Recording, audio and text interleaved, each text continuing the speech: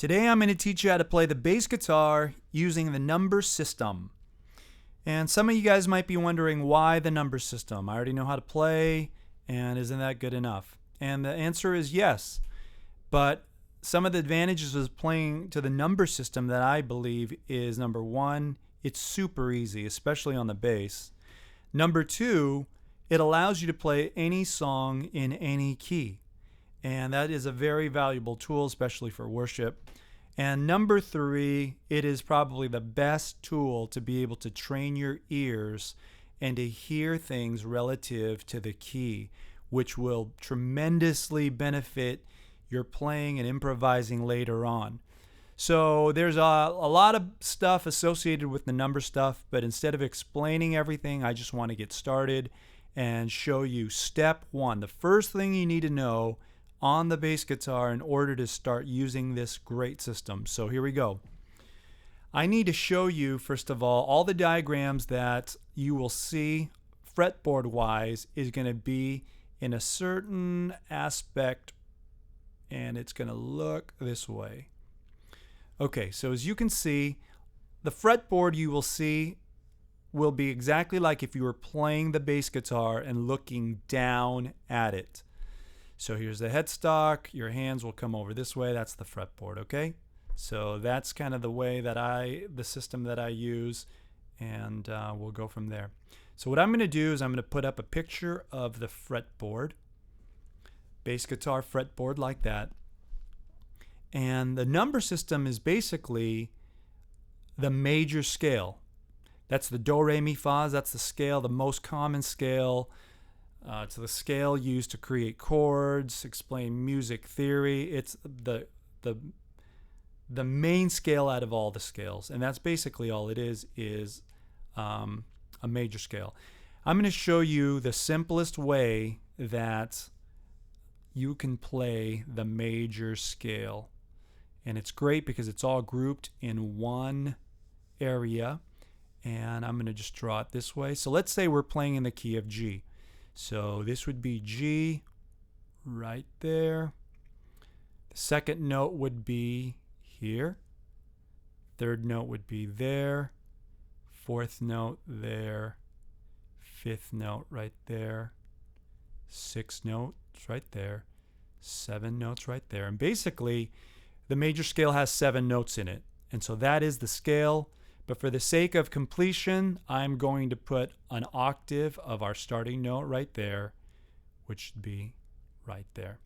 So that is the major scale in the key of G. Now, what I want to show you is, let's see what color. Let's use this color. Okay, if I were to go and number this major scale so that the starting note starts with the number 1, which is right there. So that would be number 1. Second note is right there in the scale. That would be number 2. And so on. That would be the third note. 3. This note right there would be the fourth note. I'll put it this way. This note would be the 5th note of the scale. That would be the 6th note of the scale. This one would be the 7th note. And this note, once again, I told you that's the octave of the starting note. So that could be 8, but for our sake and simplicity's sake, I'm just going to put it number 1 because those two are basically the same notes. And the major scale sounds, do, re, mi, fa, sol, la, ti, do. That's the major scale.